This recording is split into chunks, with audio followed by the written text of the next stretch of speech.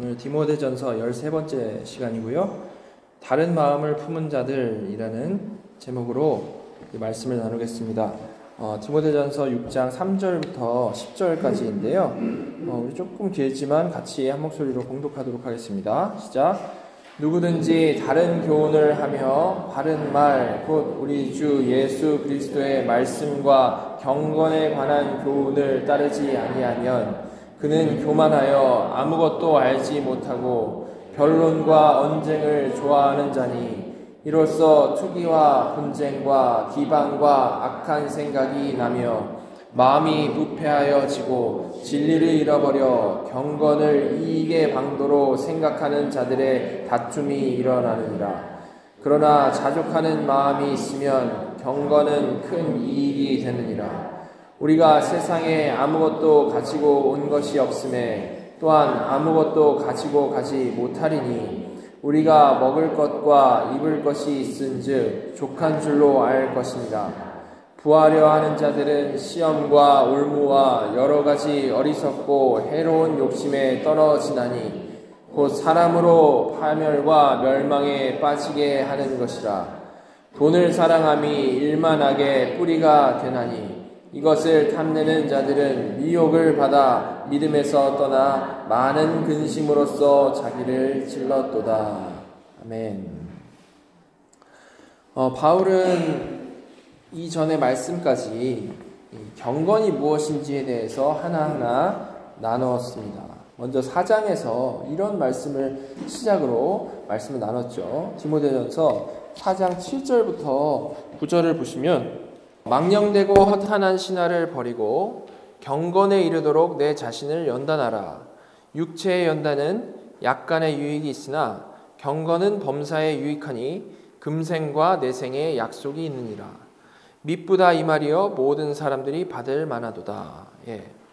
성도로서 특별히 직분자로서 어떻게 살아가야 하는가, 어떤 삶이 나타나야 하는가에 대한 말씀을 시작을 하면서 망령되고 허탄한 신화를 버리고, 즉 잘못된 사상을 버리고 해야 할 것은 경건에 이르도록 자신을 연단하는 것이다 라고 말씀을 했죠.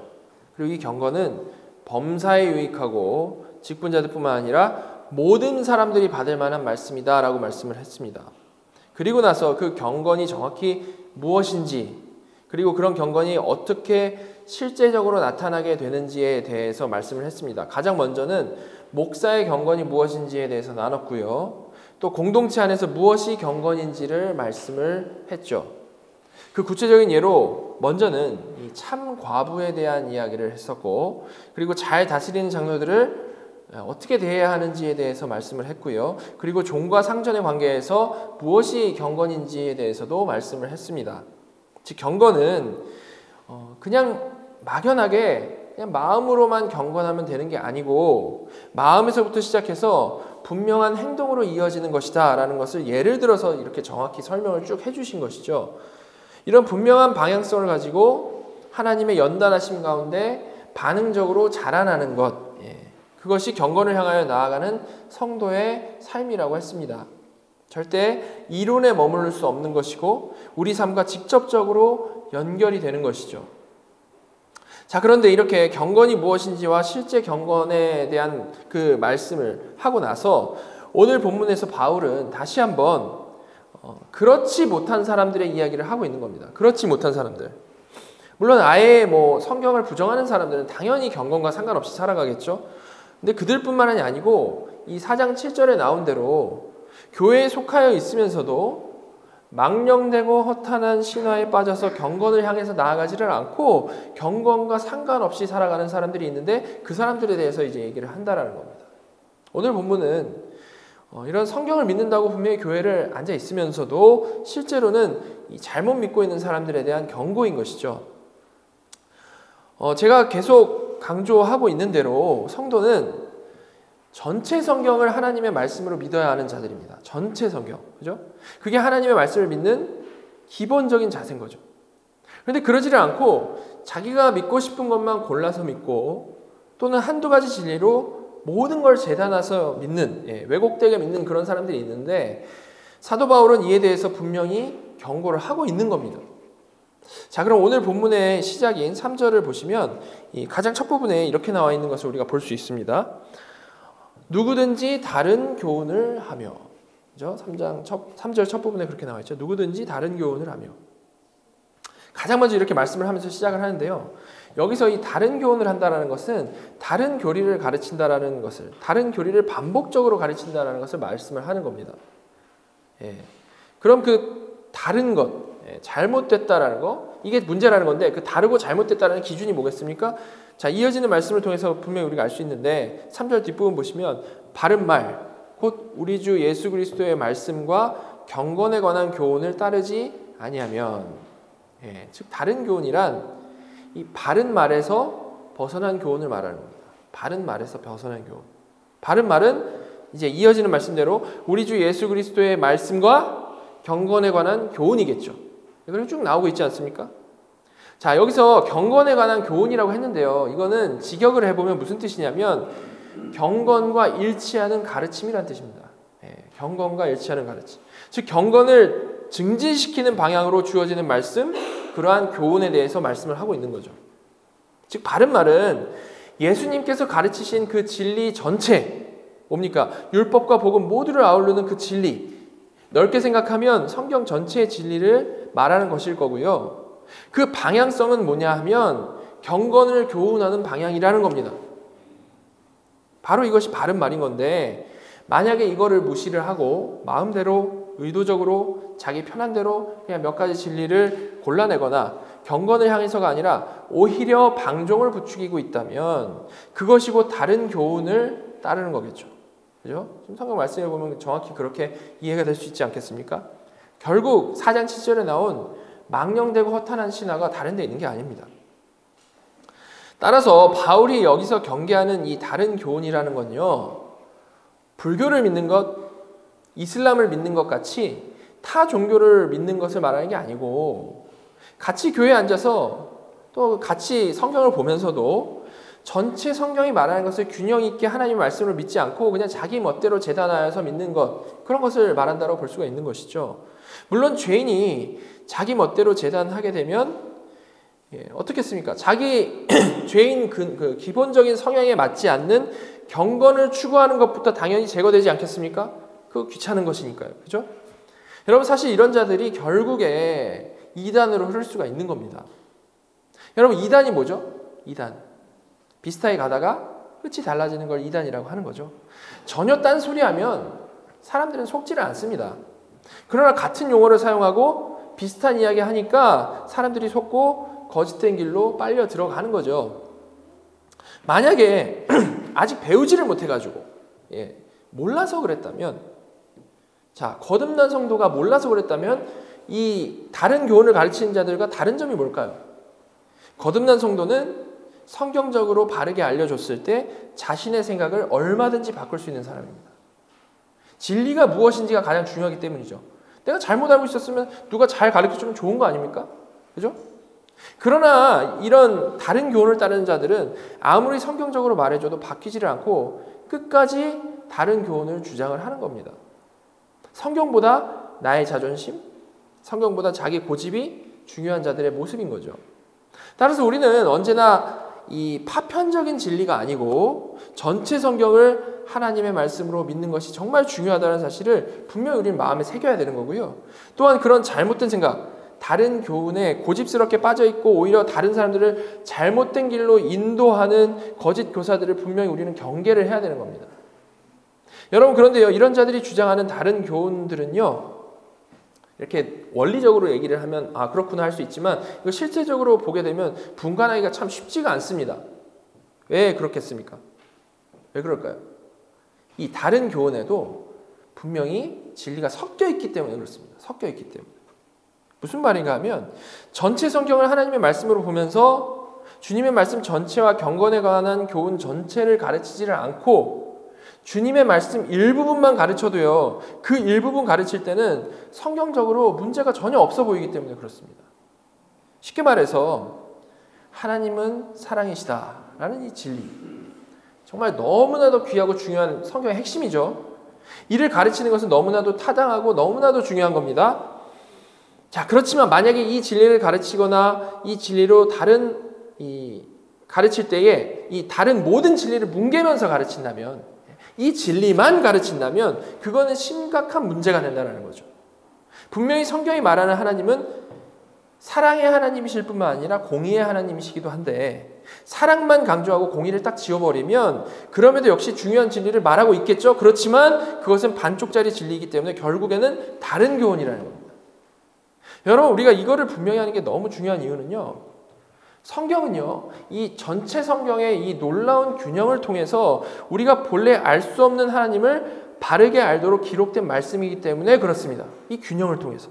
근데 거기서 우리가 우리 입맛에 맞게, 죄인의 입맛에 맞게, 아니면 우리가 이해되는 만큼만 인위적으로 가감을 하게 되면 그 순간 그 진리는 빛을 잃고 다른 진리가 되어버리는 겁니다.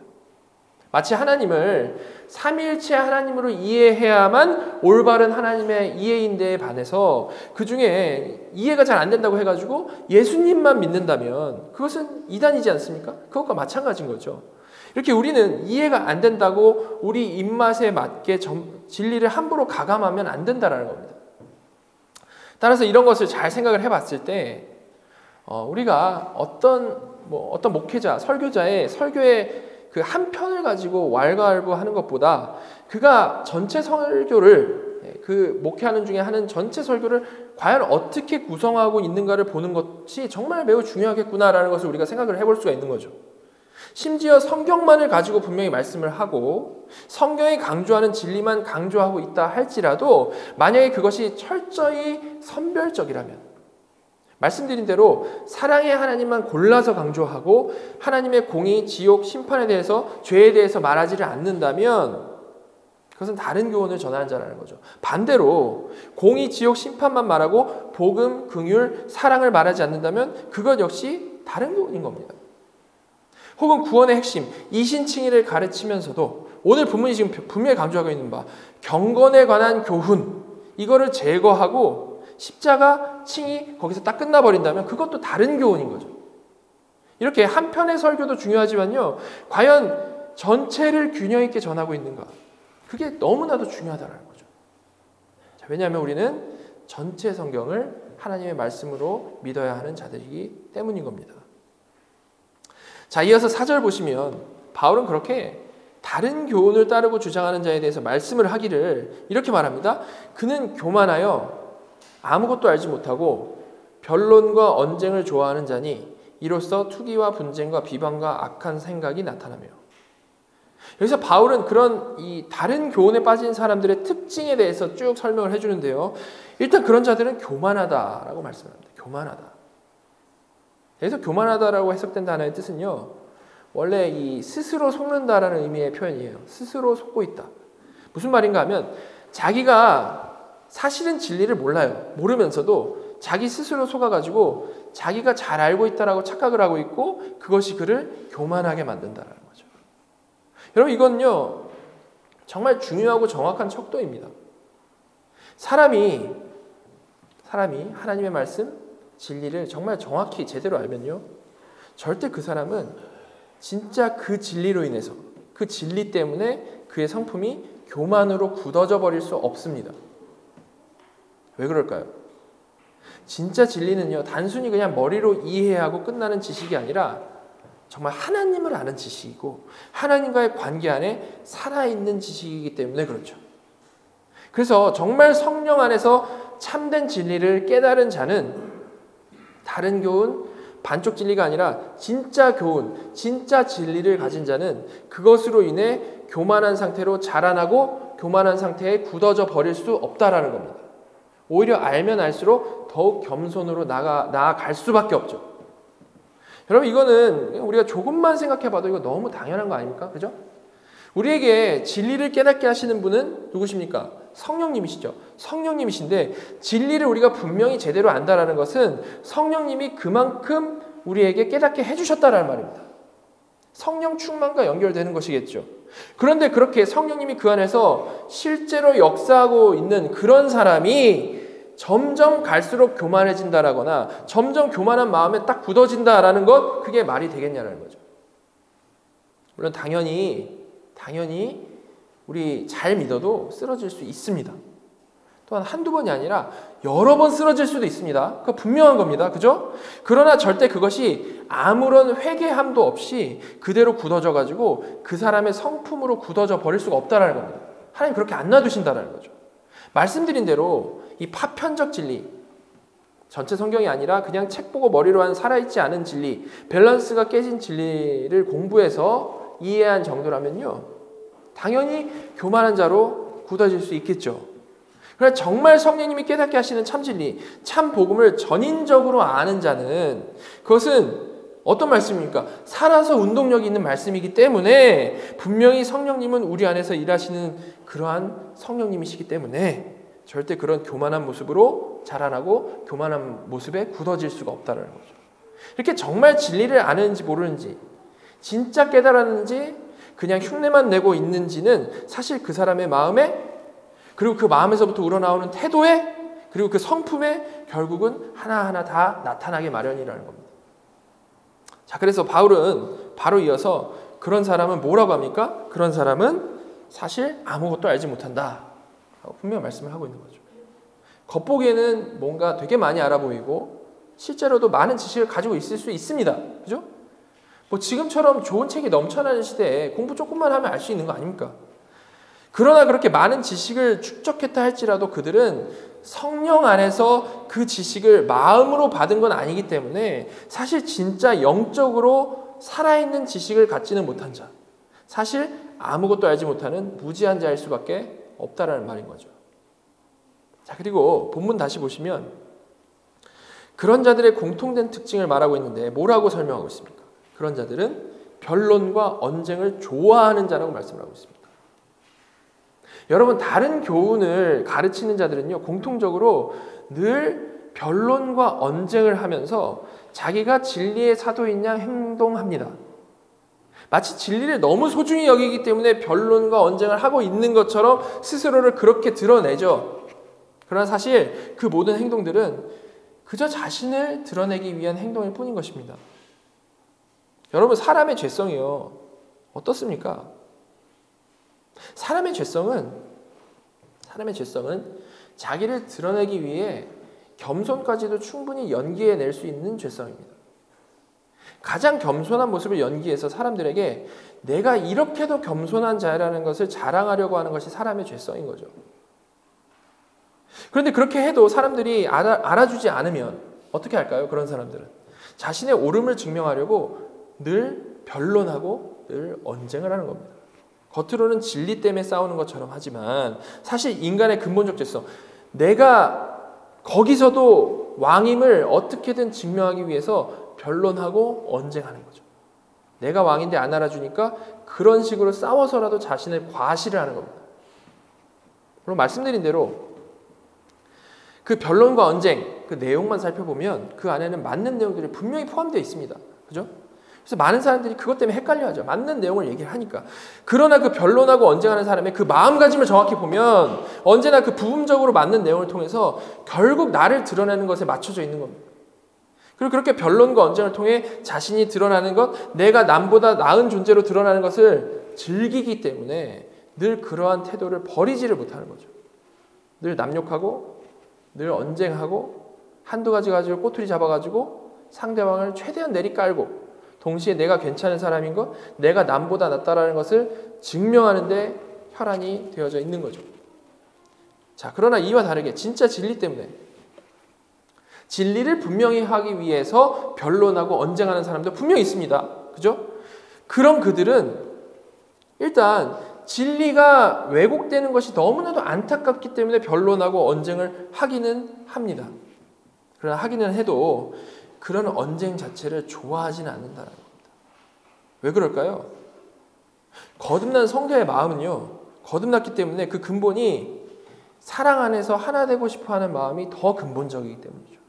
필요에 의해 변론과 언쟁을 합니다. 예, 진리가 잘못 가고 있는 거 보면 변론하고 언쟁하죠. 그렇지만 분명히 이거를 막 즐겨하지 않는다는 겁니다.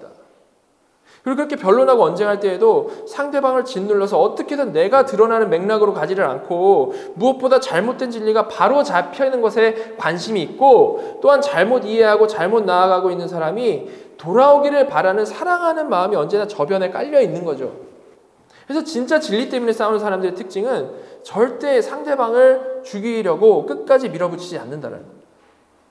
물론 우리는 여전히 죄인이고 부족한 존재들이기 때문에 누구한테 공격을 받으면 거칠게 대답할 수 있고 격렬하게 싸울 수 있죠. 너무 당연합니다.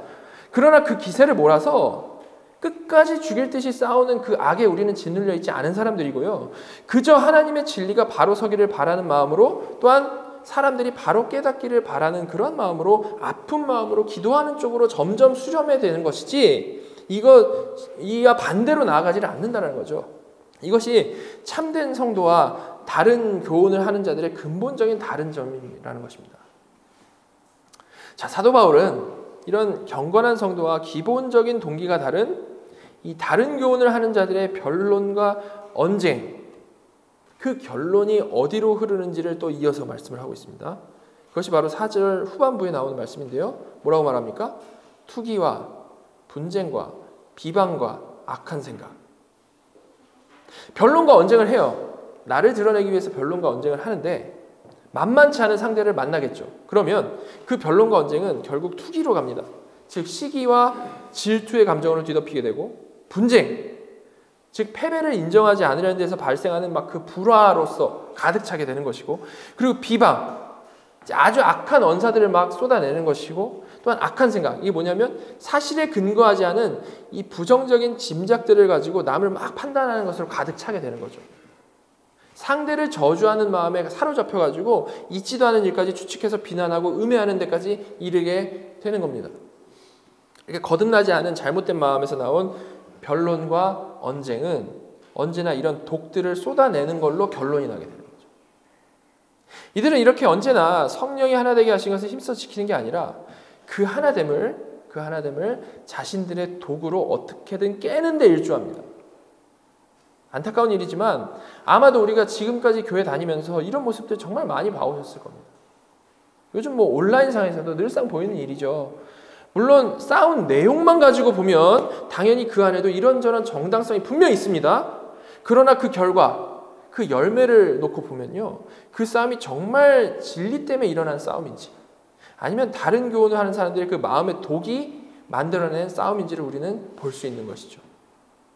이렇게 교회를 허물려고 하는 사탄의 계략은요, 언제나 똑같습니다.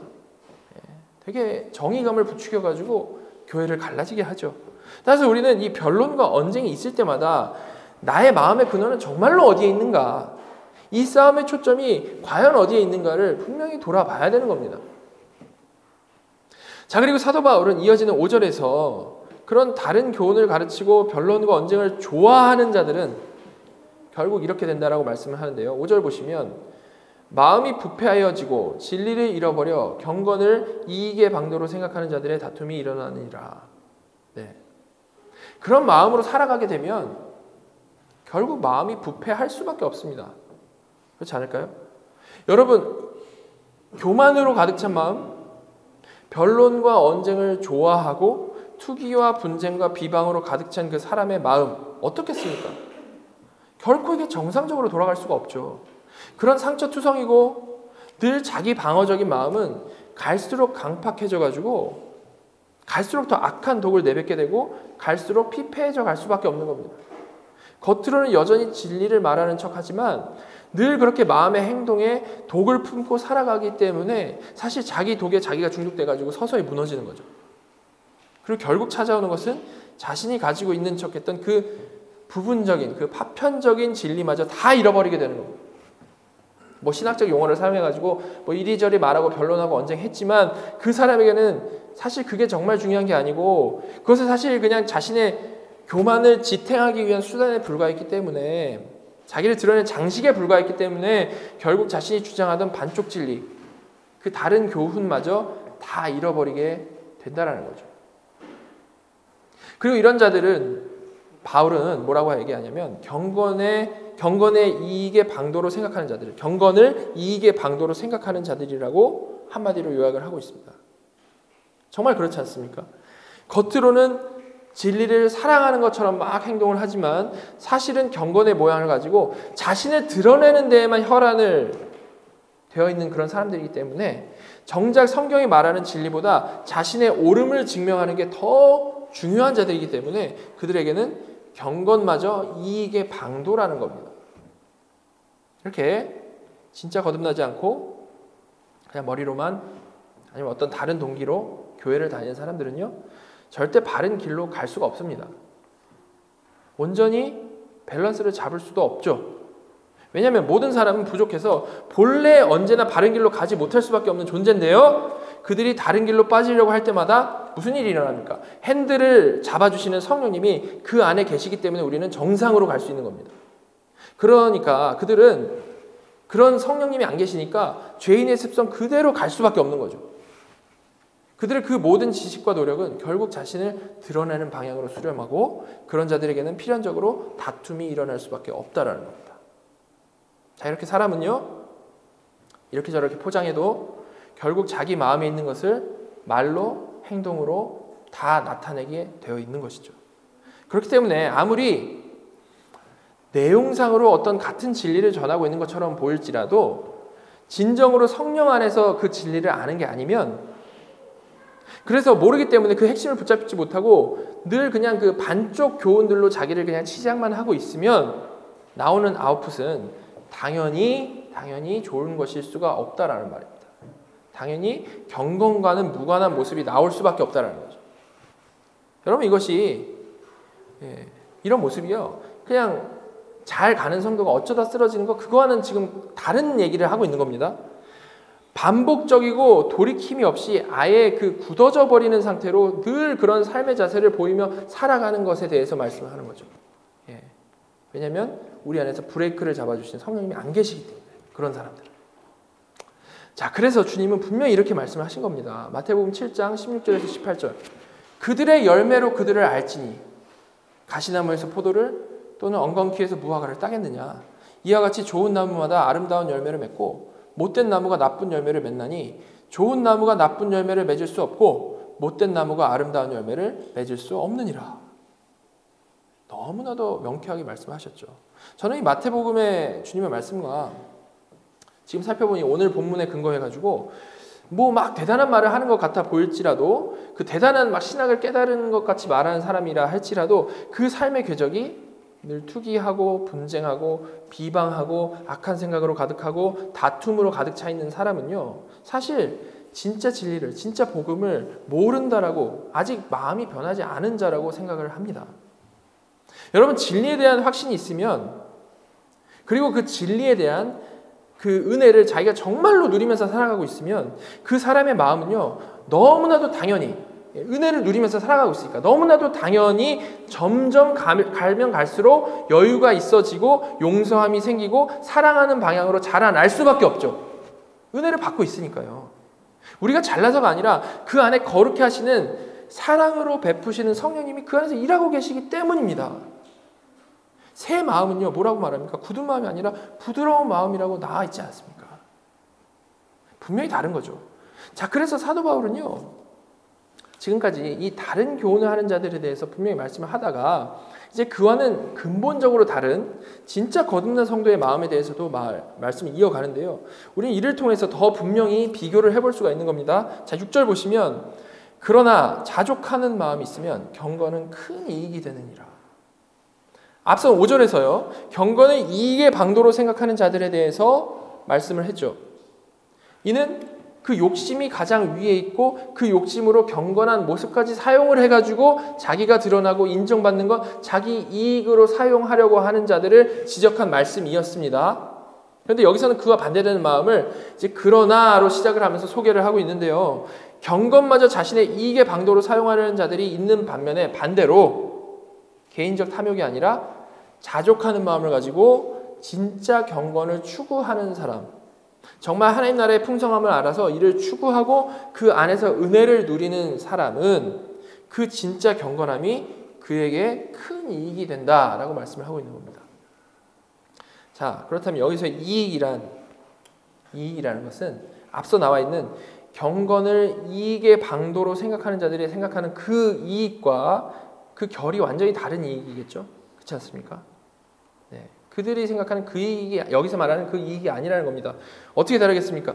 이 이익은 내가 드러나고 내가 높아지는 그런 육적인 이익을 말하는 게 아니고 아주 풍성한 영적인 유익에 대해서 말을 하는 겁니다. 사실 이 6절 헬라어 순서대로 이걸 직역을 해보면 뭐냐면 그러나 막대한 이익은 자족을 겸한 경건이다. 그러나 막대한 이익은 자족을 겸한 경건이다. 이게 이제 6절의 원래 이 직역의 표현인데요. 이 말의 순서를 우리가 잘 생각을 해보면 이 자족과 경건을 사용해가지고 어떤 이익을 내는 것에 대한 말씀이 아니고 자족하는 마음과 경건 자체가 그 이익이다라고 말씀을 하고 있죠. 그렇죠? 그것 자체가 하나님 나라를 누리는 마음 상태, 가장 복된 마음 상태라는 겁니다. 그것 자체가요. 이렇게 진짜 거듭난 사람은 그냥 그런 척하는 사람과 다르게 진짜 하나님을 알고 진짜 하나님으로부터 안정감을 누리기 때문에 언제나 어떤 상황에서도 자족할 수 있고 경건을 추구하며 그로부터 하늘의 기쁨을 누리면서 살아가는 거죠. 남이 인정하든 아니든 상관없이 말입니다. 맛본 자로서 그것이 그에게 정말로 최고의 이익이기 때문에 그 영적인 이익에 욕심을 내고 이를 추구하며 사는 사람이라는 겁니다. 완전히 다른 삶의 자세라는 거죠. 둘 다 그 이익이 완전히 다르다는 겁니다. 바라보고 있는 이익이. 자, 그리고 사도는 이제 이어서 그 성도만 가질 수 있는 자족에 대해서 좀 더 말씀을 하는데요. 7절 보시면 우리가 세상에 아무것도 가지고 온 것이 없음에 또한 아무것도 가지고 가지 못하리니. 우리 모두는 0에서 시작해서 0으로 끝납니다. 그렇죠? 이 땅에서 아무리 많은 것을 살아가면서 이뤄냈다 할지라도 이 법칙을 바꿀 수 있는 사람은 전혀 없습니다. 믿는 사람이든 아니든 모두 다 아는 너무나도 당연한 사실이죠. 불교에서 뭐라고 말합니까? 공수래 공수가 얘기하지 않습니까? 그죠? 이거 그냥 누구나 다 동의하는 당연한 사실입니다. 그리고 이어지는 8절도 보시면 뭐 사실 겉보기는 이 불교 얘기랑 좀 비슷해 보이죠? 우리가 먹을 것과 입을 것이 있은즉 족한 줄로 알 것이라. 불교 뭐 스님들이 하는 말 안 들어보셔서 저도 안 들어봤습니다. 아무튼 그런 말인 겁니다. 근데 이건 정말 그 수준의 얘기를 하는 걸까요, 이게? 그렇지가 않죠. 이어지는 말씀 보면 우리가 왜 다른지를 생각해 볼 수 있는데 9절과 10절 보시면 부하려 하는 자들은 시험과 올무와 여러 가지 어리석고 해로운 욕심에 떨어지나니 곧 사람으로 파멸과 멸망에 빠지게 하는 것이라. 돈을 사랑함이 일만하게 뿌리가 되나니 이것을 탐내는 자들은 미혹을 받아 믿음에서 떠나 많은 근심으로써 자기를 찔렀도다. 여기서 바울은요, 욕망의 문제에 대해서 설명을 하고 있습니다. 해로운 욕심을 경계하고 돈을 사랑함을 경계하고 있는 거죠. 근데 중요한 거는 이 설명이 지금 어떻게 전개되고 있는가라는 겁니다. 지금 어떻게 말씀을 하고 있죠? 그 욕심이 결국 믿음에서 떠나 근심으로 안착한다라고 말씀을 하고 있습니다. 그죠? 즉 바울은 성경적이지 않은 잘못된 욕망을 먼저 말씀을 딱 하고요. 중요한 것은 그것을 지금 온전한 믿음과 반대되는 것으로 해석을 하고 있다라는 겁니다. 온전한 믿음과 반대되는 것. 욕망을 억제해야 한다라는 금욕의 문제로 결론을 짓지를 않고 이를 믿음과 결부시켜서 설명을 하고 있다는 거죠. 자, 그래서 일단 분명히 하면 이 성도의 자족이라는 것은 불교나 금욕주의와는 철저히 다른 자족이라고 말씀을 드릴 수가 있습니다. 불교나 금욕주의의 자족 뭡니까? 내 안에 솟구치는 그 욕망을 어떻게든 억제하는 거에 초점이 있죠. 참선, 수양을 통해 가지고 최대한 억제하는 겁니다. 그러나 우리의 자족은 억제가 목표가 아니고요. 뭡니까? 그 욕망 자체의 변화에 중점을 두고 있는 거죠. 그죠? 다시 말해서 성도가 가질 수 있는 자족은요, 나의 욕망을 어떻게든 억제해서 그런 욕망 없이도 지금으로도 충분히 괜찮은 삶이라고 스스로 계속해서 되뇌이며 수양하는 억누르는 자족이 아니라는 겁니다. 사실은 만족이 없어요. 만족이 없는데 만족해야 한다라고 자기 최면을 거는 게 우리 자족이 아니라는 거죠. 그게 아니고 우리의 자족은 절제하는 게 아니고 금욕하는 게 아니고 정말 참되게 만족을 하는 겁니다. 진짜 만족. 여러분 그게 어떻게 가능합니까? 그것은 이 세상의 것으로는 절대 불가능하지만요. 바로 하나님으로서 가능한 겁니다. 하나님으로서. 사람은 근본적으로 오직 하나님만으로 만족할 수 있게 창조되었기 때문인 것이죠. 따라서 성경적 자족은 절대 금욕을 하는 게 아니고요. 철저히 하나님으로 만족하기 때문에 자족하는 겁니다. 그래서 그런 맥락으로 사도 바울은 돈을 사랑함이 일만하게 뿌리가 된다라고 말을 한 거죠. 하나님을 사랑해야 하는 자리를 돈이 딱 차지를 하고 있으면 그것이 우상이기 때문에 하나님으로 정말 만족을 누려야 할 곳에서 돈으로 만족을 누리려고 하면 그건 죄이기 때문에 이런 말씀을 한 겁니다. 절대 돈 자체가 악이다라는 말을 하고 있는 게 아닌 거죠. 따라서 이 말씀을 듣고 딱 금욕주의식으로 돈은 쳐다도 안 보는 게 선이고 돈을 벌 궁리하고 돈을 좋아하는 것은 악이다라는 식의 생각을 하면 안 되는 거죠. 예. 자, 우리가 이거 좀 더 잘 이해하기 위해서 이를 우리가 오해해가지고 극단으로 가지 않기 위해서 좀 더 생각을 해보면 우리가 돈을 벌기 위해 노력하고 돈을 벌기 위해 지혜롭게 사는 것과 돈을 사랑하는 것이 다른 차원의 것임을 분명히 이해해야 됩니다. 여러분, 우리가 지금 살아가고 있는 세상 뭘 중심으로 돌아갑니까? 돈을 중심으로 돌아가고 있습니다. 그래서 돈이 없으면 어려운 부분이 있을 수밖에 없죠. 그죠? 그런 세상에서 그런 어려움을 당하지 않기 위해 노력하는 것은 그냥 너무 당연한 일이고요. 오히려 성경적인 태도일 수 있는 겁니다. 왜냐하면 성경은 언제나 게으른 자를 책망하고 책임감 가지고 열심히 살아가는 자를 칭찬하기 때문에 그렇죠. 그죠? 성경에서 하나님이 맡겨주신 것에 최선을 다해 살아가는 삶, 청지기 정신은 매우 강조되고 있는 부분입니다. 하나님의 통치를 믿는 우리는 그 통치 아래서 분명히 열심히 살아야 되고 규모 있게 지혜롭게 살아야 맞죠. 따라서 기본적으로 돈을 벌려고 노력하면서 살아가는 것은 절대 이게 죄가 아닌 겁니다. 오히려 아무 계획도 없이 살면서 난 돈 욕심이 없다라고 말을 한다면, 아무 계획도 없이, 그래서 심지어 자신에게 맡겨진 가족마저 잘 부양하지 못하고 있다면 그것은 자족이 아니라 게으른 거죠. 이거를 우리가 오해하면 안 된다는 겁니다. 자, 그런데 다 좋은데 이런 사고방식에서, 이런 기본적인 사고방식에서 뭐가 빠지면 문제가 되는 겁니까? 돈 벌기 위해 고민하는 것도 노력하는 것도 다 좋은데 어떻게 되면 이게 문제가 될까요? 말씀대로 하나님을 사랑해야 하는 하나님의 자녀가 돈을 더 사랑하게 되면 문제가 되는 겁니다. 좀 다르게 말하면 그렇게 돈을 벌기 위해 열심을 내면서 사는 그 삶 가운데에 인간에게 목적이어야 마땅한 하나님의 영광을 위해서라는 가장 높은 우선순위가 딱 빠져버리게 된다면 그거는 문제라는 거죠. 여러분, 사람이 누군가를 사랑하면요, 그냥 인간적인 사랑을 하면요, 그 사람을 위해서 모든 것을 하고 싶어집니다. 싱글로 살 때는 그냥 나만을 위해서 돈 벌고 살았던 사람도 사랑하는 가정이 딱 생기면 그 사람은 아무리 어려운 상황일지라도 또 가정을 위해서 인내하고 최선을 다해서 일을 하죠. 진짜 사랑하면 나머지 모든 것들이 그 사랑 때문에 다시 다 재정립이 된다는 겁니다. 여러분, 우리가 하나님을 사랑하면서도 당연히 돈 벌 궁리하고 돈을 벌기 위해 열심히 살아갈 수 있습니다. 아니, 그렇게 일해야 마땅하죠. 여러분, 돈을 벌려고 일을 하는데 돈에는 관심이 없다. 이게 말이 됩니까? 돈을 벌려고 일을 하고 있어요. 돈은 관심 없어. 그렇지 않죠. 돈을 벌기 위해서 내가 가진 돈을 다 투자해가지고 어떤 가게를 오픈을 했는데 하나님 믿기 때문에 또 주변의 시선 때문에 이 가게를 통해서 돈을 못 벌어도 좋습니다 라고 사람들 앞에서 말을 한다라면 그게 정말 진심일까요? 그거 그냥 믿음을 가장한 허풍이죠. 그런데 사람들은 금욕주의 때문에 헷갈려가지고 교회만 오면 돈에 마치 관심 없는 것처럼 행동을 합니다. 그럴 필요가 없다는 겁니다. 우리는 가장 지혜롭게, 가장 노련하게, 그러나 물론 정직하게 돈을 벌어야 합니다. 그게 이 세상 가운데서 하나님이 맡겨주신 것에 최선을 다하는 성도의 모습 중에 한 단면인 거죠. 그러나 성경이 강조하는 바는 성도는 분명히 열심히 살지만, 그리고 또 적극적으로 돈 벌 궁리도 하지만 세상 사람들처럼 그 돈 자체를 사랑해서, 아니면 그 돈이 섬길 나 자신을 여전히 왕으로 생각을 해가지고, 아니면 그 돈이 내 인생을 책임져 준다라고 생각을 해가지고 그 동력으로 살아가는 것은 아니어야 한다는 겁니다. 그것이 아니고 그 근본적인 마음의 중심이 사랑하는 하나님께 영광 돌리는 것에 초점을 맞추고 살아가는 중에 그 아래에 돈 버는 열심도 포함이 되어져 있다면 그건 건전한 모습이라는 거죠.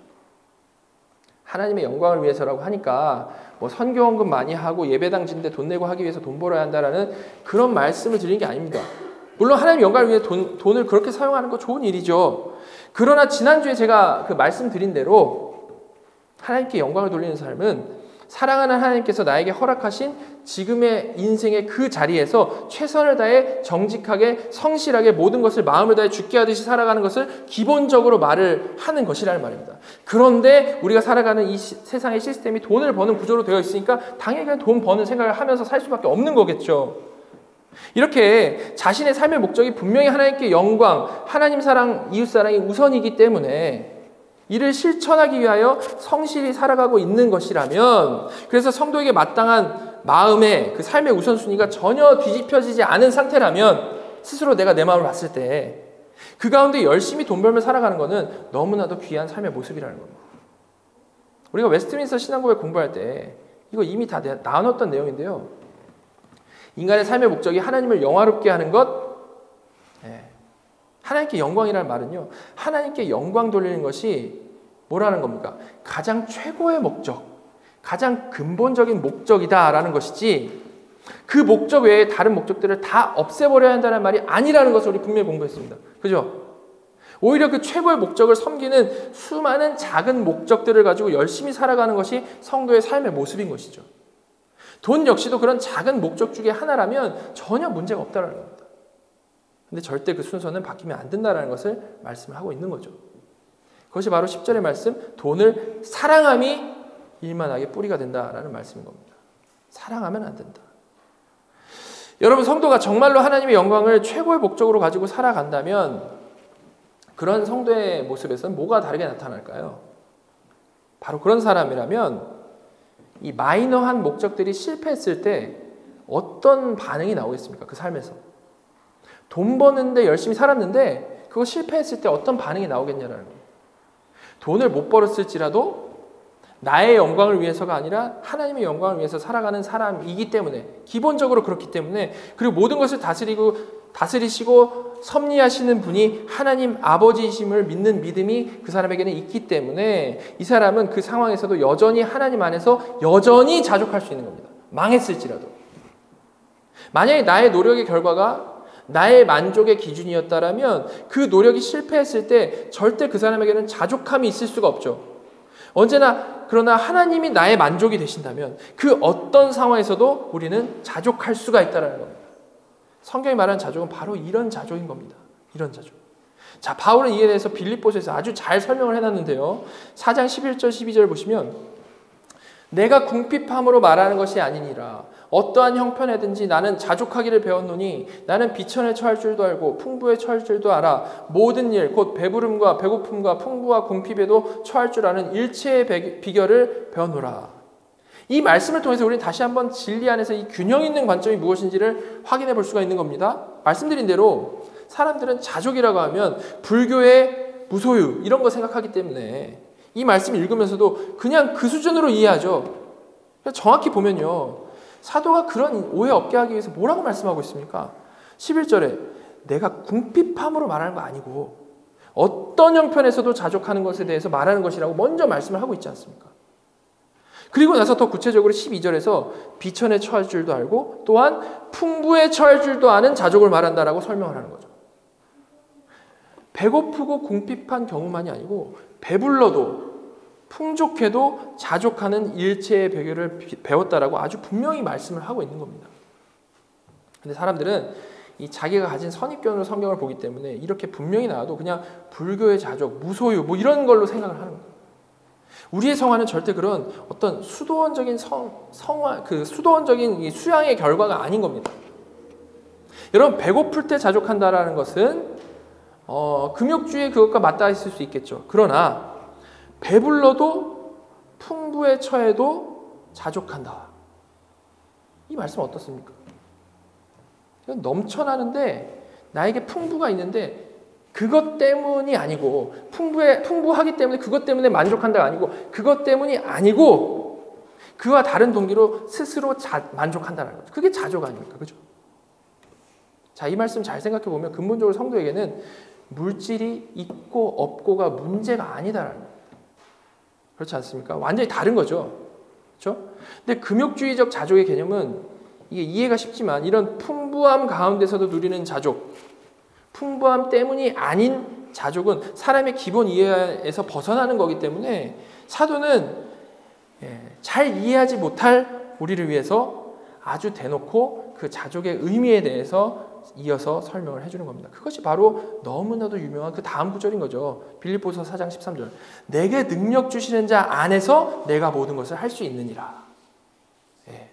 그렇게 비천에 처할 줄도 알고 풍부에 처할 줄도 알게 된 그 비결은 바로 내게 능력 주시는 자 안에서 내가 모든 것을 할 수 있다. 즉 하나님만으로 정말로 만족하기 때문이라는 거죠.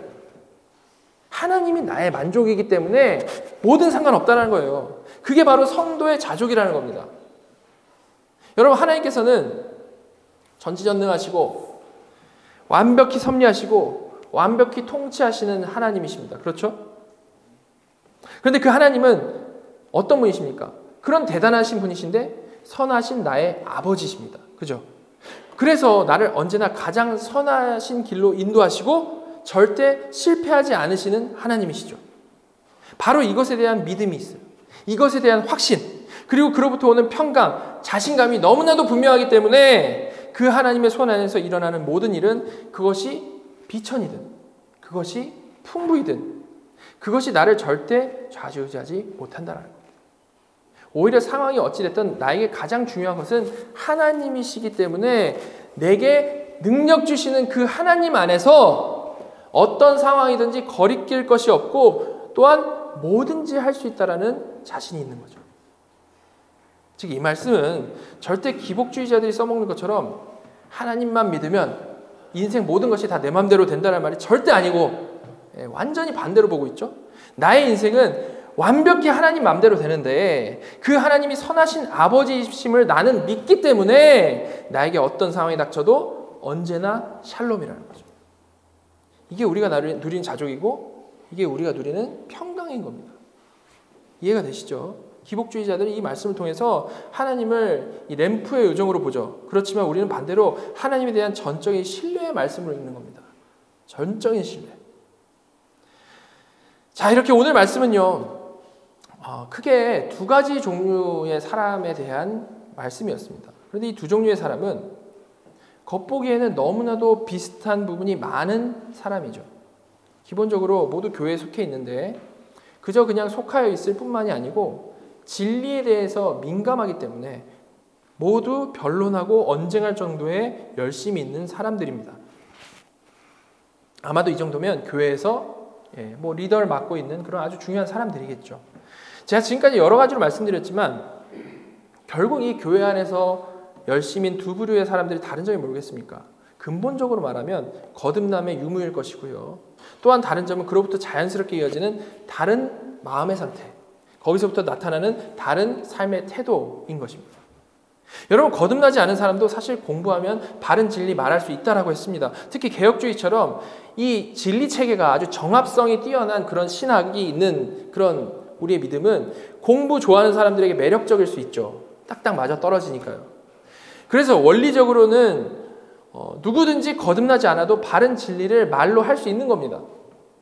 요새 막 얼마나 좋은 책들 많습니까? 공부하면 할 수 있죠. 공부 잘하는 사람. 자, 그런데 오늘 본문에서 말씀하고 있는 거듭난 자, 거듭나지 못한 자의 분명히 다른 기준이 무엇이었습니까? 거듭나지 않은 사람은 아무리 성경적으로 맞는 말을 하는 것 같아 보일지라도 마음은 여전히 죄인의 습성, 그것마저 사용해가지고 나의 왕됨을 위해 일하기 때문에 결국에는 교만으로 흐를 수밖에 없다는 거고요. 또한 그 교만을 유지하기 위해 변론과 언쟁을 좋아하게 되는 거고요. 또한 그 변론과 언쟁이 나를 드러내는 도구가 되기 때문에 결국은 투기와 분쟁과 비방과 악한 생각과 다툼으로 가는 그 삶의 궤적을 그린다라고 합니다. 한마디로 경건의 교훈을 따르지 않는 자들이라는 것이죠. 그러나 거듭난 사람은 근본적으로 자족하는 사람, 어떤 상황에서도 하나님으로 만족하는 사람이기 때문에 그런 악한 열매를 자신의 결론으로 내어놓지 않는다는 거죠. 그들은 성령 안에서 비천에 처할 줄도 알고 풍부에 처할 줄도 아는, 분명 세상에서 열심히 살지만 그 결과로 인해서 좌지우지되지 않는 자들, 하나님에게서 안정감을 찾는 그런 자들이라고 말을 하는 것입니다. 정말 주님 말씀대로 좋은 나무가 나쁜 열매를 맺을 수 없고 못된 나무가 아름다운 열매를 맺을 수 없는 거죠. 너무 명확하게 말씀하시지 않았습니까? 이렇게 단순히 입으로 말하는 내용만이 중요한 게 아니고요. 그 마음에 따라 완전히 다른 결과가 삶으로 이렇게 우러나올 수밖에 없는 겁니다. 그래서 사도 바울은 고린도전서에서 너무나도 명확하게 이렇게 말을 했죠. 4장 19절 20절. 주께서 허락하시면 내가 너희에게 속히 나아가서 교만한 자들의 말이 아니라 오직 그 능력을 알아보겠으니 하나님 나라는 말에 있지 아니하고 오직 능력에 있음이라. 오늘 말씀에 나온 대로 거듭나지 않고 다른 교훈 가르치는 자들은 언제나 동일하게 교만한데요. 왜냐하면 내가 왕이어야 되니까 교만한 건 똑같은 겁니다. 교만이 나오는데요. 사도 바울은 그런 교만한 자들의 말, 분명히 말 자체는 맞는 말일 수도 있는 그런 말이 아니고 오직 나타나는 능력이 중요한 것이다 라고 분명히 말씀을 하고 있는 겁니다. 그럼 지금까지 살펴본 내용을 우리가 생각을 해봤을 때 여기서의 능력은 무슨 능력 말하는 거겠습니까? 은사주의에서 말하는 그런 방언하고 병 고치고 하는 막 신비주의적 능력, 그거 말하는 거겠습니까? 전혀 아니죠. 여기서 말하는 능력은 거듭나서 정말 마음이 변한 자들에게서만 나올 수 있는 능력. 무엇입니까? 사랑과 희락과 화평과 오래 참음과 자비와 양성과 충성과 온유와 절제인 겁니다. 그게 바로 능력인 것이죠. 그 성령님이 주시는 경건의 능력인 것인 거예요. 경건의 능력인 것이고요. 동시에 이는 하나님만으로 만족하는 능력, 자족의 능력이기도 한 것입니다. 이렇게 하나님 나라는요, 아는 척하는, 잘난 체하는, 변론하는, 언쟁하는 그런 말에 있지 않고 그냥 능력에 있는 것도 아니고 오직 능력에 있다라고 말씀을 하고 있죠. 오직 능력에 있다. 자, 여러분, 이런 성경이 말하는 너무나도 명백한 원리 앞에서 오늘 이 시간에 우리 자신을 돌아보면서 좀 같이 기도하는 시간으로 마쳤으면 좋겠습니다. 우리 좀 진실되게 기도하고 하기 위해서 좀 피아노 쳐주시면 좋겠는데요. 좀 소리 내서 기도하고 정말 나를 돌아보면서 기도하면 좋겠는데요. 나는 정말 성경의 내용만 가지고 변론하고 언쟁하며 그로 인해 나를 끊임없이 증명하려고 하는 다른 교훈을 가진 자가 아닌가. 그래서 사람을 살리는 복음을 가지고 오히려 사람을 죽이는 신앙생활을 해오지는 않았는가 먼저 돌아보실 수 있기를 바랍니다. 신앙의 연륜이 중요한 게 아니라 정말 내가 어떻게 살아왔는가 지금 발견하고 고치고 회개할 수 있다면 그건 얼마나 복된 겁니까? 그래서 만약에 그렇다고 생각이 된다면 지금 이 시간에 정말로 우리 하나님 앞에 이를 드러내놓고 회개하시면서 또한 이걸 깨닫고 인정하게 하신 성령님께 감사하실 수 있기를 바랍니다. 그리고 예수 믿는 자를 가장 심하게 핍박했던 사도 바울도 변화시키신 하나님께서 지금 나도 변화시키실 수 있다는 것을 믿으시고 간절히 기도하실 수 있기를 바랍니다.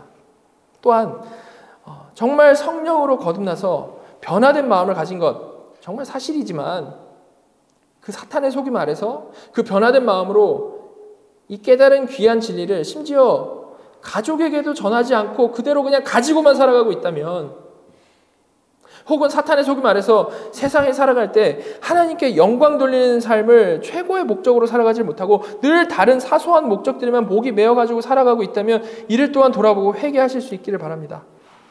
이 모든 기도하면서 정말 성부께서 우리를 선택하여 주셨기 때문에, 성자께서 십자가에서 우리의 모든 죄를 대신 지시고 죽으시고 다시 사셨기 때문에, 성령님께서 매 순간마다 우리를 책망하시고 또한 너무나도 귀한 그리스도께서 완벽히 그 성취하신 그 의를 우리에게 적용시켜 주시기 때문에 우리가 지금 믿고 또한 회개하고 하나님 나라를 살아가는 것이 가능하게 되었음을 기억을 하시면서 이 회개하시는 가운데 하나님의 그 은혜를 우리가 깨달을 만큼 진심으로 우리 삼위일체 하나님께 마음 다해 감사하시고 찬양하는 이 시간이 되었으면 좋겠습니다.